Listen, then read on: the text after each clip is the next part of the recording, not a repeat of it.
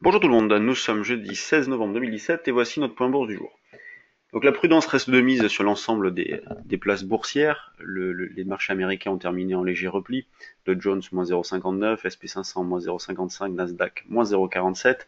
Pendant ce temps-là, le CAC et le DAX ont terminé en repli également, le CAC de 0,27 et le DAX de 0,44.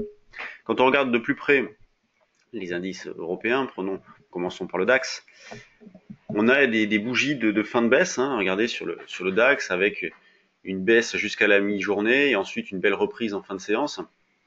Donc bougie de fin de baisse sur le DAX et on retrouve la même configuration sur le CAC. Le CAC, le voici, avec voilà un doji. Cette bougie-là s'appelle un doji, donc un cours de clôture identique à celui de l'ouverture. Ce qui valide notre plan de fond, notre scénario de fond, qui est voilà un marché qui pourrait trouver un point bas autour de 5280. En tout cas, c'est ce que nous avons joué hier, c'est ce que je vous avais dit également au cours du point bourse d'hier.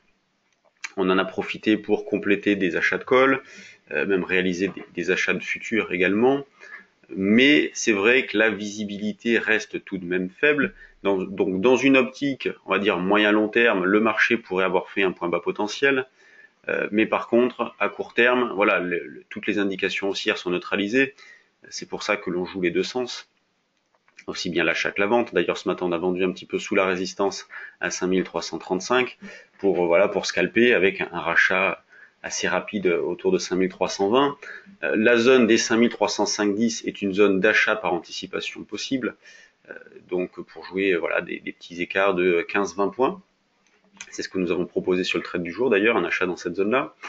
Au niveau du DAX, eh bien l'achat, lui, on peut le réaliser un petit peu plus bas, autour des 12 940, 60.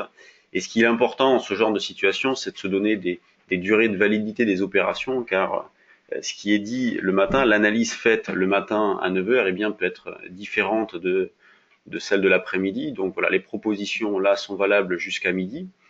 C'est ce que nous avons mis dans le trade du jour. C'est ce que nous allons dérouler sur le forum aussi. Donc des petits achats. L'eurodoll, quelle reprise hier de l'euro-dollar, qui est venu, ce qui est incroyable, chercher la résistance que nous citons depuis longtemps déjà, 1,18, 50, 60. Le niveau a été parfaitement validé. Derrière, l'eurodoll a perdu quasiment 100 pips. Donc toutes les ventes plus ou moins bien réalisées dans cette zone-là ont pu être sorties dans de bonnes conditions. C'est ce que nous avons fait. Donc on continue à travailler principalement vendeur. Le premier niveau se situe dans cette zone-là, le suivant dans cette zone-là pour jouer un double top avec hier. Donc voilà, toujours baissier sur l'euro-dollar et l'affirmation des ventes, eh bien c'est toujours un 18,60. En ce qui concerne les actions, eh bien il y a quelques résultats, pas mal de résultats d'ailleurs. Donc Bouygues qui a publié ses chiffres. D'ailleurs Bouygues est en forte hausse ce matin, CNP qui a publié, Iliad aussi, Sodexo. Donc voyons voir ce qui se passe sur les valeurs du CAC 40. On a toujours voilà une assez grande régularité, beaucoup de valeurs autour de 0,20, 0,30, 0,40. On exclut Bouygues puisque c'est une réaction suite aux chiffres. Sodexo a publié aussi. Donc vous voyez, mis à part les chiffres, on a toujours une grande régularité, donc beaucoup d'arbitrage.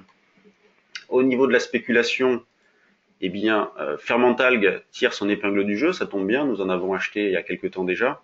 On est déjà à 8-10% de gains sur la ligne.